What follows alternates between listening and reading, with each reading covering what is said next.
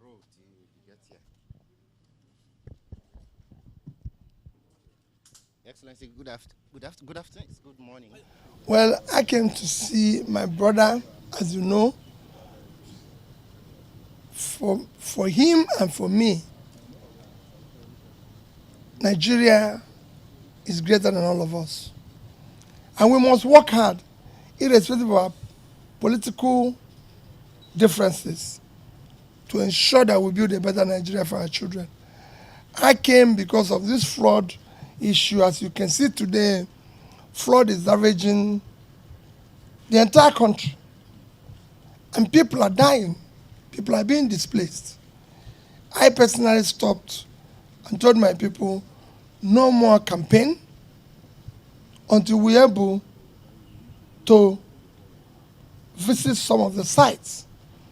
At least sympathize with those who are going through problems.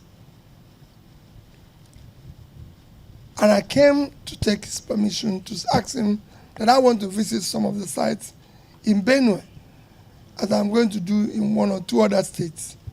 I'm also calling other presidential candidates to stop. Let's see what we can do.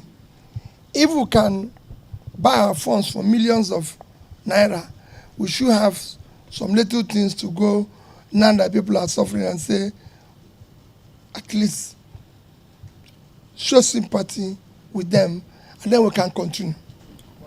I don't have powers to detain people. As governor, you can go ask all the security agencies whether one day, I've ever asked them to detain anybody. I will not do, I don't have powers to do that. I will never do that. Even if I'm president tomorrow, I will respect the rights of every Nigerian, no matter how small the person is. I don't do such things. For me, it's rascality. He, even in one of his comments, said it was Abuja people who detained him. I was in Abga. The federal government then is PDP. And the election is between PDP and everybody is involved. He came on behalf of his party, and PDP is contesting. Even me, I was not allowed to leave my local government as governor. So how will I be where I'm equally detained and be detaining somebody? So I wasn't part of it. And I told him, he's my brother, I cannot detain him. I can never detain anybody. God didn't give me power. I govern by his grace. And his grace is not to do what is wrong. Okay, now Nigerians are beginning to say the presidential candidates we have, all of them have baggages, and even Obi too has his own, that he was this, he was that, he was that. Are these things, one of the things they said was that you were high-handed, that the doctors were on strike for 6 months and all of that. Can you shed light on the person and the kind of government you want to run if you are president? Ask the doctors why they're on strike. Ask the teachers why they're on strike. After that, after the teachers strike, we move from number 26 to number 1. After the doctor strike, we won Bill Gates Prize for medicine, for health. Why? When you bring change, you have for enemy all those who live off the old order. I cannot buy ambulance or put something in General Hospital and I can't find it, so we'll fight now. When teachers decided to do what is right, who did it, they went on strike. But they came back, agreed with me, and then started working. I'm sure if I become president tomorrow, some other people, including you, won't be happy with me. But it's not about happiness, it's about fixing the country. So people can have job, people can have means of livelihood and everything. It's not about pleasing people. Anybody, I'm not selling ice cream. My job is not making people happy. My job is to do the right thing for the country, for everybody. Any assurance for those in these categories of these fears?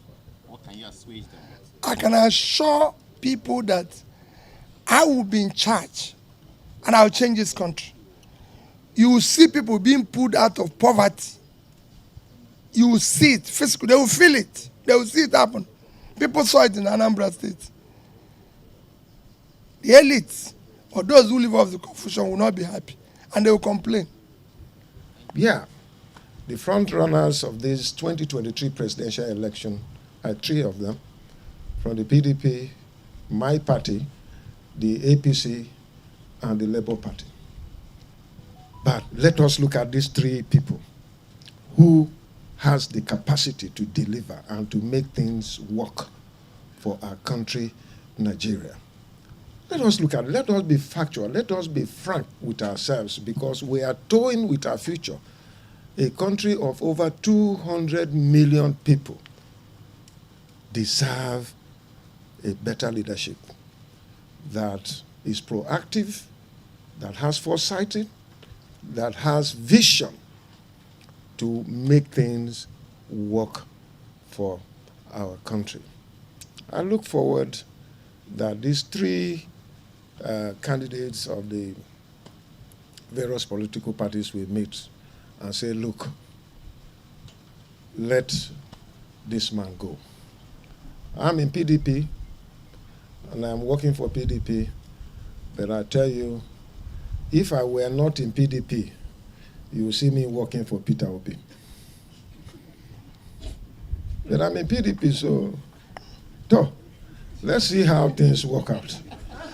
But the truth is that the Bible says, John 3:27, a man can receive nothing except is given to him from above.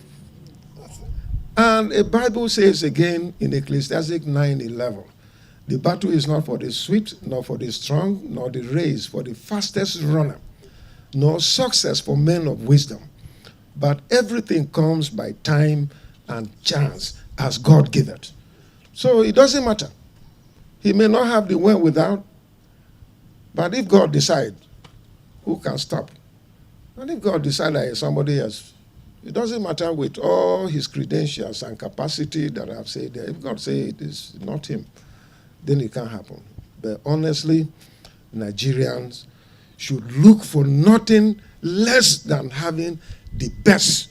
No sentiments of partisanship, no sentiments of where you come from, but sentiments about who can fix Nigeria. Thank you. Next? Who is going next?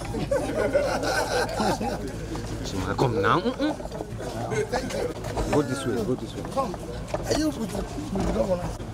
You and him have the same number. You and him in particular. You have his number. Thank you. No, let's do. Thank you, sir. Thank you, sir.